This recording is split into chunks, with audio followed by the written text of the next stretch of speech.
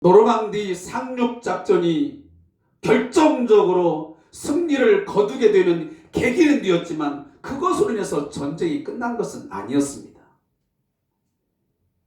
거의 1년 동안 1945년 5월 연합군이 독일의 수도 베를린을 함락하고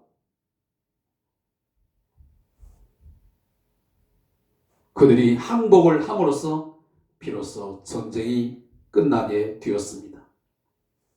바로 그때를 사람들은 빅토리 데이, 승리의 날, V-Day라고 명명을 하게 되었습니다. 이처럼 D-Day, 디시전 데이라고 하는 결정의 날, 결판의 날과 이 빅토리 데이라는 V-Day 사이에는 거의 1년이라는 시간이 진행이 되게 되었습니다. 이 D-Day와 V-Day라는 이 시간을 오늘 우리 기독교의 구원의 구조를 설명하는데 매우 유익하게 사용을 하고 있습니다. 예수님이 십자가에서 돌아가시고 부활하심으로 죄와 사망 권세를 깨뜨리시고 사단을 이기신 결정적인 바로 그날이 되었습니다. 그걸 보통 우리는 D-Day라고 부르기도 합니다. 이는 마치 사탄이의 등뼈를 부러뜨린 것 같은 결정적인 한 방을 날린 날입니다. 예수님의 부활은 여자의 후손은 내 머리를 상하게 할 것이요 너는 그의 발꿈치를 상하게 할 것이니라 라고 하는 창세기 3장 15절의 말씀이 성취되는 결정적인 날이었습니다. 여자의 후손인 이 예수께서 사단의 머리를 상하게 한 그 결정적인 날이 예수님의 부활의 날인 것입니다.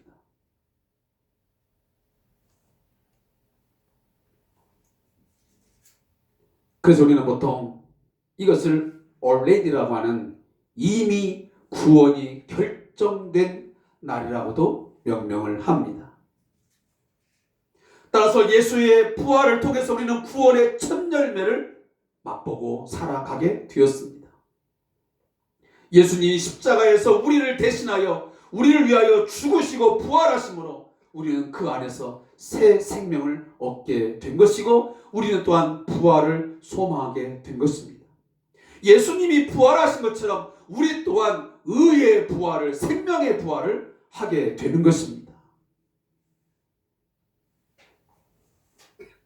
그러나 이 구원의 첫 열매를 맛보았지만 예수 안에서 그의 부활을 통해서 진정한 자유와 기쁨, 평안을 누리고 있지만 그러나 아직 완전하게 구원이 이루어진 것은 아닙니다.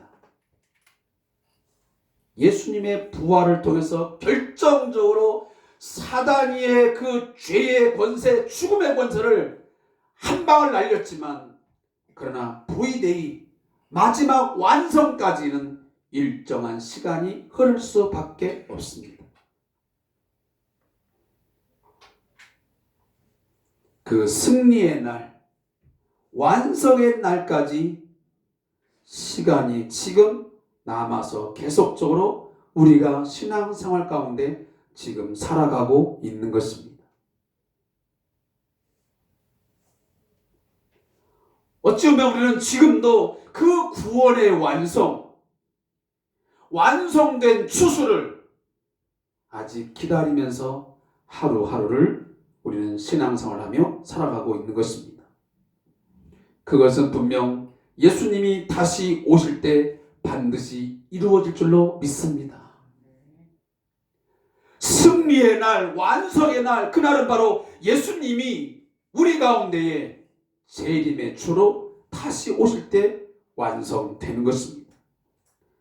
그는 말씀하셨습니다. 세상의 심판주로 오셔서 그는 알곡과 가라지를 선별하시고 그 날을 완성하시겠다고 우리에게 말씀하셨습니다.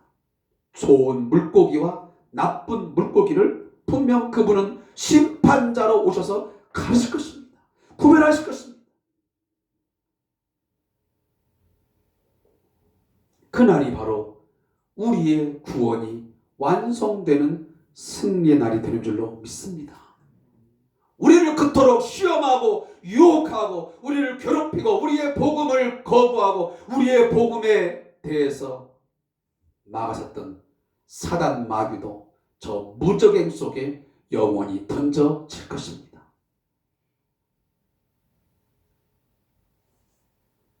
사랑하는 성도 여러분, 예수님의 초림과 재림 사이에서 지금도 우리는 하루하루의 삶을 살아가고 있는데 그 살아가는 삶 속에서 날마다 하나님의 뜻에 순종하며 살겠다는 마음으로 우리는 이미 얻은 구원에 기뻐하고 감사하면서 하나님의 인도에 따라 삶을 살아야 될 줄로 믿습니다. 그러나 아직 완성된 구원을 이루어가는 이 속에서 늘 긴장하면서 살아야 됩니다. 하나님의 심판대에 서야 된다고 하는 그 두렵고 떨리는 마음으로 하루하루의 삶을 살아야 됨이 올바른 신앙생활이요 올바른 믿음인 것입니다. 이 부분이 우리의 신앙생활, 교회생활에 너무나 중요한 사실이기 때문에 다시 한번 상기시키는 의미에서 한 가지 제가 여러분에게 묻겠습니다. 지난주 제가 말씀을 드리는 중에 우리의 구원에 대한 세 가지 시제가 있다라고 제가 말씀을 드린 거 기억나십니까? 우리의 구원은 세 가지 시제가 있습니다. 첫째는 임이라고 하는 과거 완료형입니다. 좀 전에 제가 말씀을 드렸던 대로 예수 그리스도께서 십자가에서 물과 피를 다 쏟으시고 우리를 위해서 대속의 죽음을 죽어주시고 그리고 그가 부활하여 주신 그 구원은 바로 우리가 이미 받은 구원인 것입니다. 그리고 현재 진행형이 있습니다. 그것은 십자가에서 이미 이루신 구원의 완성을 우리는 삶에서 누리며 살아가야 합니다. 예수님이 나를 위해서 십자가에 죽으시고 예수님이 부활하심으로 내가 그 안에서 다시 새 생명으로 부활했으면 그 부활의 새 생명을 가지고 오늘 하루하루의 삶을 살아가야 합니다. 그 영광스러운 구원, 그 기쁘고 감사한 그 구원의 감격을 가지고 매일매일의 삶 속에서 우리의 현장에서 구체적으로 우리는 삶을 드러내고 살아야 됩니다. 그래서 우리가 말하는 것 보면 우리가 살아가는 삶의 모습을 보면 그 속에서 믿지 않은 사람들이 볼 때에 그 구원받은 자의 삶은 뭔가가 다름을 보여줘야 된다. 오늘 코로나19 이 상황 속에서 특별히 우리 그리스도인들 예수 안에서 함께 죽고 부활하여 새 생명을 얻었고 새 소망 가운데 산다고 하는 그 그리스도인들의 삶은 어떤 것인지를 우리가 그들에게 보여주는 것이 매우 중요합니다. 거듭난 자, 구원받은 자의 삶이 이런 것이라고 그들에게 보여주어야 하는 것입니다. 우리는 가끔 찬양을 드리지 않습니까? 나 이제 주님의 새 생명 얻은 법 옛것은 지나고 새 사람이로다. 내가 예수 믿기 전, 내가 예수를 알기 전에, 내가 예수 안에서 새 생명을 얻기 전에는 이러한 생각, 이런 마음으로 세상을 이렇게 살았고 내가 고난을 겪고 어려움을 당할 때 이런 자세로 내가 삶을 살았는데 이제는 주님의 새 생명 얻은 몸, 내가 예수의 십자가의 죽으심과 부활을 경험하고 그 안에서 새 생명을 얻은 자답게 나는 새 사람이 되었다.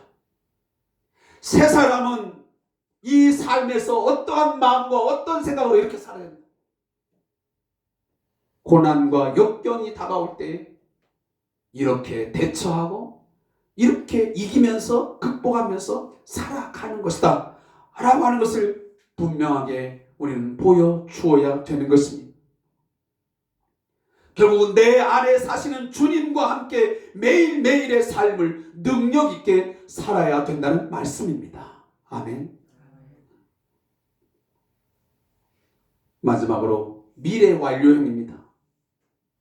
이미 예수님의 십자가의 죽으심과 부활을 통해 이루신 우리의 구원이 결국 주께서 좀 전에 말씀드린 대로 V-Day, 결정적인 승리의 날, 완성의 날, 천사장의 나팔 소리와 함께 주님 재림하셔서 세상을 심판하시고 우리가 천국에 입성하는 그날을 우리는 바라보면서 살아야 됩니다.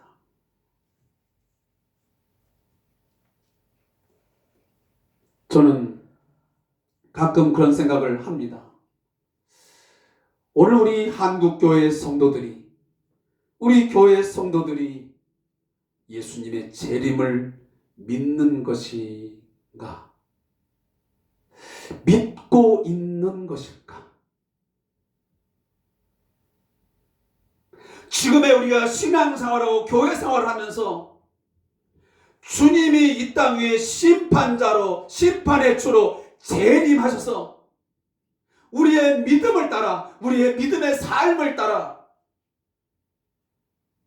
분별을 하실 터인데 그것을 소망하고 그것을 기대하면서 살아가는 것일까 하는 의문부호를 제가 던지는 경우가 종종 있습니다. 사랑하는 성도 여러분, 바로 그 구원의 완성의 날 주님의 재림이 있기까지 우리는 하나님의 심판에 대한 두렵고 떨림으로 우리의 구원을 이루어 가야 합니다. 깨어 근신하여 기도하면서 마귀와 대적해야 합니다. 안일하게 살 수 없습니다. 우유부단하게 신앙생활을 해서는 안 됩니다. 적당하게 현실과 타협하면서 온탕과 냉탕을 오가듯 세상과 하나님을 겸하여 섬기려는 우상 숭배의 삶을 우리는 철저하게 버려야 합니다. 지금도 많은 사람들은 세상과 교회를, 세상과 하나님을 양다리를 걸쳐놓고 오고 가며 살아가는 사람이 있습니다. 사랑하는 성도 여러분, 개인적인 성화를 이루어가는 삶이든지 우리의 교회 공동체의 일치를 통한 안녕을 이루어가며 있든지 하나님께서는 우리들 가운데 오늘 본문 13절에 있는 것처럼 우리들 가운데 역사하셔서 하나님이 기뻐하시는 것을 위해 일하려는 의지를 갖게 하신 줄로 믿습니다. 뿐만 아니고 그 일을 할 수 있는 능력도 에너지도 우리에게 풍성하게 부족함이 없게 줄 줄로 믿습니다. 이러한 노력의 의지와 능력을 우리 성대한 교회 성도들에게 풍성하게 베풀어 주시길 이 시간 주님의 이름으로 축복하면서 간절히 기도합니다. 우리 모든 성도 한 사람 한 사람 하나님이 기뻐하시는 그것을 위해서 일하려고 하는, 노력하려고 하는 그 의지가 있기를 소원하는 것입니다. 저도 여러분도 그렇게 기도해 주셔야 됩니다. 어린아이로부터 시작해서 우리 성도들, 우리 집사님들, 우리 권사님들 한 분 한 분들이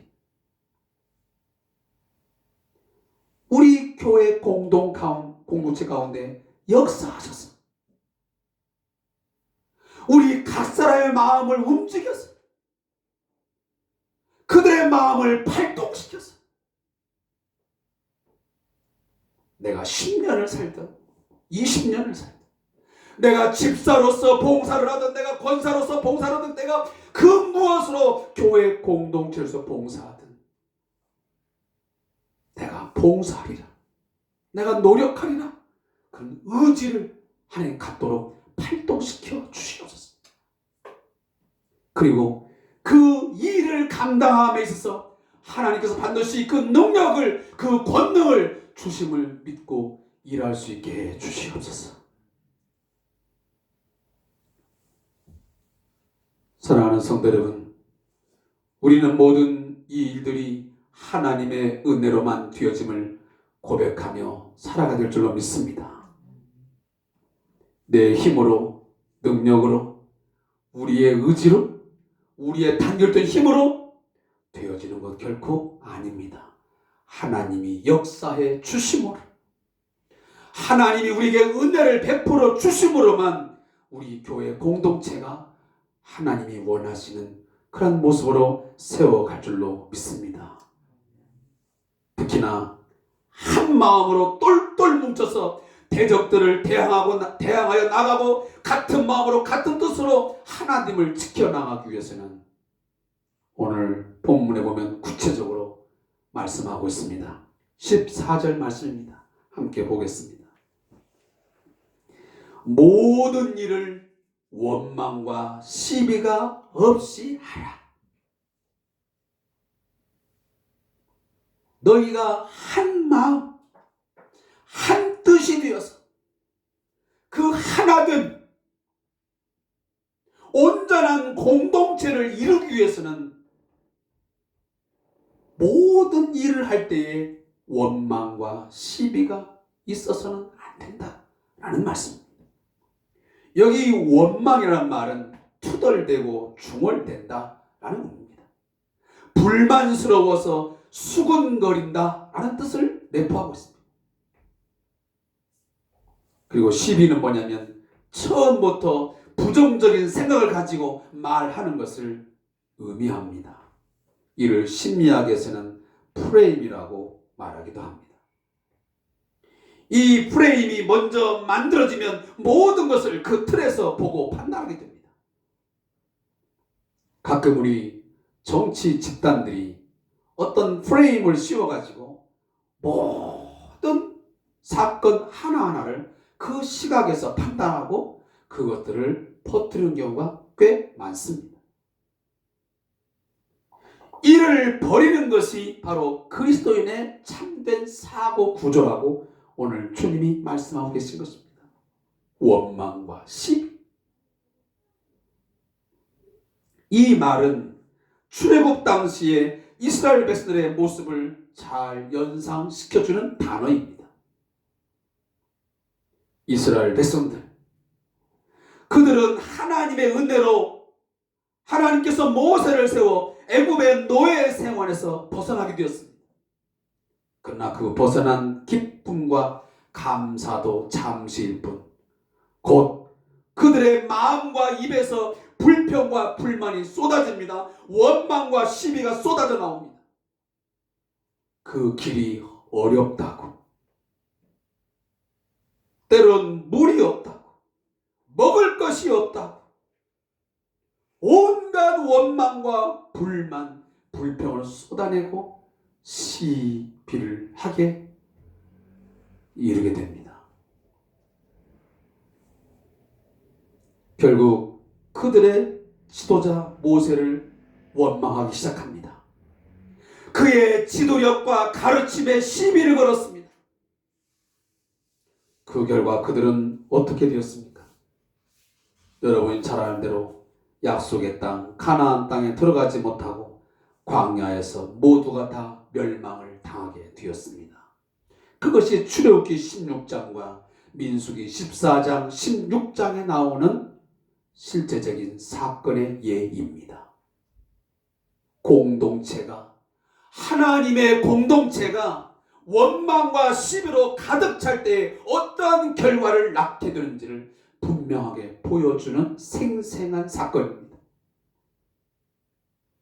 따라서 사도 바울은 고린도 교회 성들에게 편지할 때 고린도전서 10장 10절부터 11절에 보면 그들 가운데 어떤 사람들이 원망하다가 멸망시키는 자에게 멸망하였나니 너희는 그들과 같이 원망하지 말라.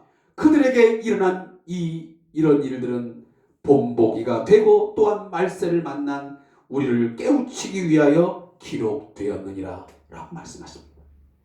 바로 이 출애굽기 16장, 민수기 14장, 16장에 있었던 그 이야기를 고린도 교회에게 오늘 사도 바울이 언급을 하면서 말씀하는 겁니다. 너희가 똑똑히 듣지 못했느냐? 성경에 보면 과거 모세의 인도를 받아 출애굽을 하여 광야 생활하던 그들 어떻게 되었냐? 원망과 시비를 일삼다가 결국 멸망시키는 자 하나님에 의해서 멸망하지 않았더냐? 그러니 너희는 그들과 같이 뭐하지 말라? 원망하지 말라. 그 일이 일어난 이유가 뭔 줄 알아? 그것은 너에게 본보기가 되고, 이것이 하나의 예, 하나의 신뢰, 하나의 모범이 되게 하고 말세를 만난 바로 너희들을 위해서, 깨우치기 위해서 기록된 것이야. 오늘 이 말씀은 여전히 우리에게도 유효합니다. 그러나 우리는 여전히 이 본보기, 거울로 비춰주고 깨우쳐 줬음에도 불구하고 여전히 우리는 물질적인 어려움, 교회 공동체에 어려움이 생기면 서로를 원망하고 시시비비를 가리려 합니다. 서로에게 있어 누구 탓, 누구 때문이라고 책임을 떠넘기기 급급합니다. 심지어 리더 아니면 지도자에 대한 원망과 시비를 쏟아내기 일쑤입니다. 그 결과 어떻게 되어집니까? 결국 교회 공동체는 거룩성을 잃게 되고 교회가 분열과 분쟁에 휩싸이게 되는 것입니다. 때로는 교회 공동체가 파괴되는 경우도 우리들은 보았습니다. 사랑하는 성도 여러분, 원망과 시비는 교회 공동체의 일치와 연합, 구원을 이루어감에 있어서 그 모든 것을 파괴시키는 독입니다. 독. 한 가정, 한 조직, 한 공동체를 해체시키고 파괴시키는 데서 가장 큰 요인은 뭐냐면 서로가 원망하고 서로가 시비를 할 때에 거기에서 일어나게 된 것입니다. 우리 한국 교회의 분열사, 그리고 교회 공동체의 많은 분열과 무너짐, 그 뒤에는 항상 서로에 대한 원망과 시비가 쌓여서 결국은 치유되지 못한 결과물이었습니다. 이제 더 이상 불필요한 이기적이고 편견에 사로잡힌 자기 중심적인 원망과 시비를 멈추어야 합니다. 원망과 시비가 가득가득 찬 이상 더 이상 가정은 건강하게 세워질 수도 없고 우리 교회 공동체도 건강하게 세워질 수 없습니다. 매사를 투덜대고 불만스러워하며 수군거리기 좋아하는 것, 그것 습관일 수 있습니다. 되도록 감사하는 말, 긍정하고 수용하는 말을 통해서 감싸 안고 우리가 함께 기도할 때 교회 공동체가 하나됨을 유지하고 그리고 발전시켜 나갈 수 있으라고 믿습니다. 교회가 교회답게 세워져 가는 것입니다. 지난 한 주간 우리들의 마음과 우리들의 말은 어떠했는지 한번 되돌아보시기 바랍니다. 밖으로 내뱉거나 표현은 못했지만 원망과 시비가 끝없이 내 마음에 자리하지는 않았는지. 명절 연휴 동안 가족들 간에 모인 어떤 자리, 또 서로 대화를 나눔 속에서 서로에 대한 원망과 시비는 있지 않았습니까? 분명한 것은 그 속에서 서로 원망과 시비가 많았다면 그 가족 공동체의 일치는 분명 깨뜨려지고 무너질 것입니다. 우리 성대한 교회 공동체도 마찬가지로 우리의 마음 속에서 일어나는 모든 원망과 시비를 멈추고 이제 서로 감사하며 그리고 용납하고 서로의 부족함과 연약함을 끌어안고 기도 제목 삼아 함께 나아갈 때에 저희 성대한 교회는 일치된 교회로 그리고 건강한 교회로 하나님 앞에 세워질 줄로 믿습니다. 하나님이 기뻐하시는 하나님의 다스림으로 충만한 이 거룩한 교회 공동체는 우연하게 그냥 되는 게 아닙니다. 서로가 이처럼 원망과 시비가 없어지는 가운데서 이루어지게 되는 것입니다. 특별히 그러면 왜 원망과 시비가 없이 하는 그런 노력이 왜 필요하느냐? 서로를 탓하고 서로를 원망하면서 서로의 시비를 가리면서 하는 그런 행동들을 멈추고 그런 어떤 삶을 멈추고 왜 우리가 서로 일치된 마음으로 하나됨을 가지고 나아가야 되느냐? 그것은 15절이 그 이유를 설명합니다. 그래서 15절을 보면 영어 성경에 보면 so that이라고 하는 바로 이 목적절을 이끄는 단어가 시작됩니다. 뭐뭐 할 수 있도록 뭐뭐 하기 위해서라는 그리스도인들을 이 어두운 세대 가운데서 빛들로 나타내기 위해서 그렇게 해야 된다라고 그 이유를 그 목적을 설명하고 있습니다. 오늘 본문을 보십시오. 보면 이는 너희가 흠이 없고 순전하여 어그러지고 거스른 세대 가운데서 하나님의 흠없는 자녀로 세상에서 그들 가운데 빛들로 나타내며 그랬습니다. 우리가 왜 한 공동체 안에서 원망과 시비가 없이 하여 왜 일치 단결하여 똘똘 뭉쳐서 한 몸으로서 나아야 되냐? 그것은 이 세상 가운데서 빛들로 나타내야 되기 때문에 그렇다는 것입니다.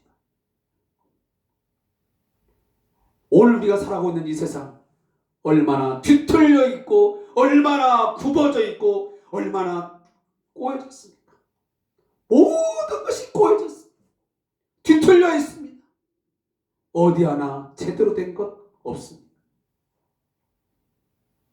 이러한 구부러지고 뒤틀려진 이 타락한 세상 속에서 흠없는 순전한 마치 성전 제사에서 바쳐지는 제물과 같이 순결한 하나님의 자녀로서 살아서 이 암흑의 세상에서 오늘도 하나님께서는 우리 교회 공동체와 성도들이 빛으로 드러나기를 원하시는 것입니다. 로마서 12장 2절은 말씀하지 않았습니까? 너희 몸을 하나님이 기뻐하시는 산 제물로 드리라. 우리의 삶의 모습이 우리의 구체적인 삶의 현장에서의 모든 삶의 모습들이 하나님이 기뻐하시는 산 제물, 흠 있는 제물 말고 죽어있는 제물 말고 정말 흠 없고 살아있는 제물로 하나님 앞에 드려지기를 힘쓰라고 우리에게 말씀하고 있는 것입니다. 오늘 이 세상은 죽어 있습니다. 오늘 지금 우리가 살아가고 있는 세상은 암흑의 세상입니다. 캄캄합니다. 돈, 사람, 일에 대한 가치와 목적이 혼란스럽습니다. 돈의 진정한 가치, 사람의 가치, 그 노동의 가치가 어디 있는지를 사람들은 모르고, 그 목적이 어디 있는지조차도 모르고 혼란스럽게 방탕하며 방황하고 있습니다.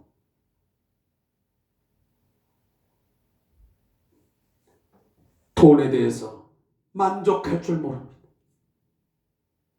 돈 때문에 수많은 사건, 사고가 연일 터져 나오고 있습니다.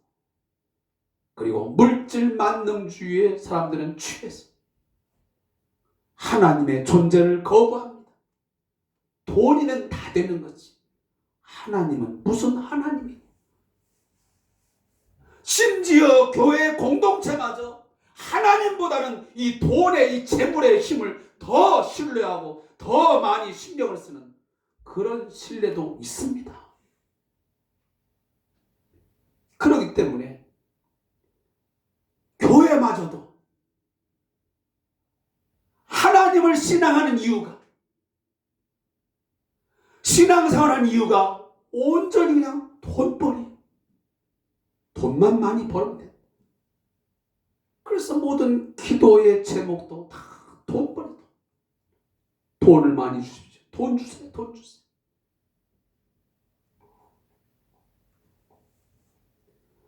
사람의 가치가 다 없었습니다. 인간성이 상실되었습니다.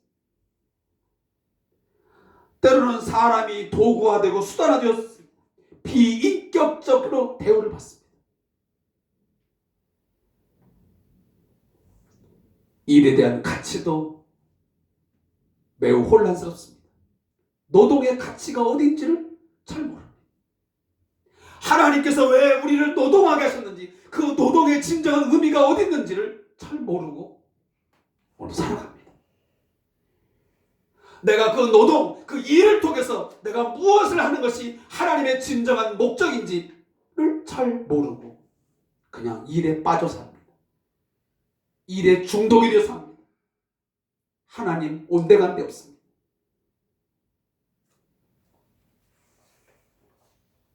사랑하는 성도 여러분, 우리 성도들은, 또 우리 교회 공동체는 이 어둠의 세상, 이 흑암의 세상 가운데서 빛으로, 발광체로 빛나야 합니다. 이것은 교회의 선교적 사명입니다. 빛을 바람으로 참빛 되시는 예수 그리스도의 빛을 받아 반사하여 세상에 비춰서 예수 앞으로 세상 사람들을 돌아오게 해야 합니다. 그들 앞에 빛을 비춰서 나아오게 해야 합니다. 저 예수 앞에 나아가는 것만이 내가 사람이 사람답게 사는 길이구나. 이 세상이 참으로 좋은 세상, 행복한 세상이 되는 것은 이 하나님의 통치, 하나님의 다스림이 있는 저 빛으로 나아가는 길만이 유일한 길이구나, 유일한 소망이구나 하는 것을 보여주어야 됩니다. 그것을 느끼게 해 주어야 할 사명이 우리 성도들과 교회에게 있는 사명입니다. 우리는 감동을 주어야 돼. 감동. 사람다운 진정한 삶이, 그리고 사람이 함께 더불어 살아간다는 그 공동체의 삶이 바로 저것이구나 하고 우리 교회 공동체가 보여주어야 된다고 말이에요.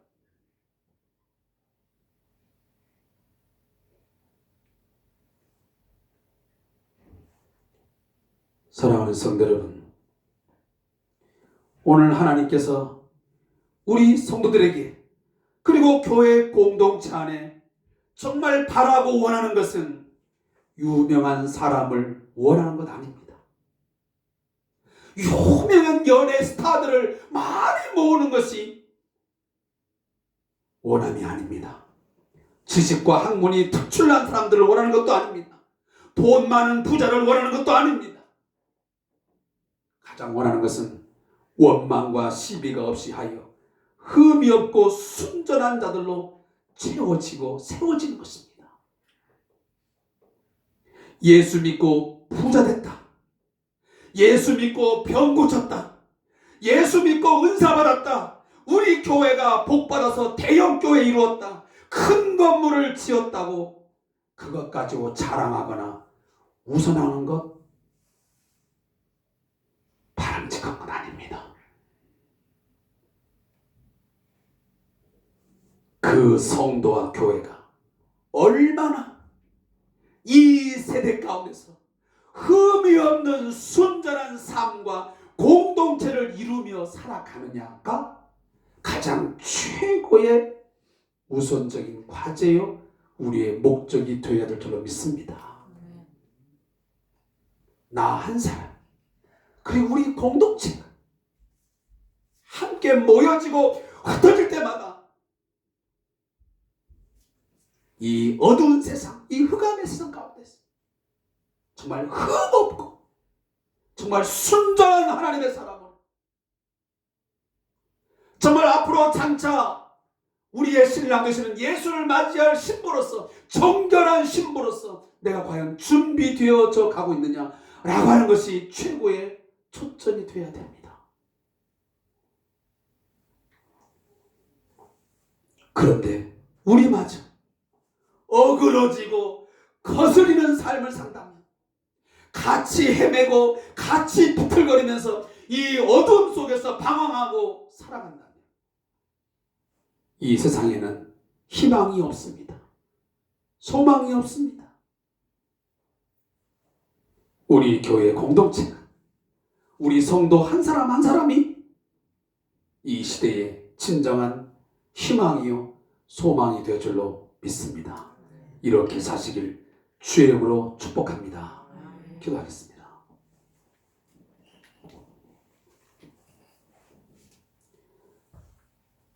하나님 아버지, 저희 한 사람 한 사람을 구원하여 오늘도 하나님의 자녀로 이 땅에서 살게 하심을 감사합니다. 아직도 저희들을 하나님 나라로 부르지 아니하시고 이 땅에 남겨두신 귀한 사명이 있는 줄로 믿습니다. 저희 교회 공동체를 이 광명시에 이곳에 세우신 분명한 사명과 목적이 있음을 믿습니다. 그것은 바로 원망과 시비가 없이 우리 교회가 일치하여 똘똘 뭉쳐 하나가 되어 이 뒤틀려지고 어그러진 세대 가운데서 흑암의 속에서 방황하며 방탕하는 삶을 살아가는 이 시대 가운데 발광체로 빛들로 나타내게 하기 위해서 세우신 줄로 믿습니다. 빛을 비추게 해 주시옵소서. 함께 어두움의 세력 가운데 동료가 되어 함께 먹고 마시고 즐거워하는 그러한 세상 살지 말게 해 주시옵소서. 빛으로 살아갈 수 있도록 저들 가운데 역사해 주시고 저에게 능력을 주시고 힘을 주시고 지혜를 더하여 주시옵소서. 예수님의 이름으로 기도합니다. 아멘. 제가 주님 말씀하시면 이런 찬양을 좀 함께 하면 좋겠습니다. 주님 말씀하시면 내가 나가리라. 여러분, 빛으로 드러나는 것은 말씀을 따라 살아갈 때만 나타날 수 있습니다. 주님 말씀하시면 주님 말씀하시면 내가 나가리다. 주님 뜻이 아니면 내가 멈춰서리다. 나의 가고 사는 것 주님 뜻에 있으니 오 주님 나를 이끄소서. 주님 말씀하시면 내가 나가리다. 주님 뜻이 아니면 내가 멈춰서리다. 나의 가고 사는 것 주님 뜻에 있으니 오 주님 나를 이끄소서. 뜻하신 그곳에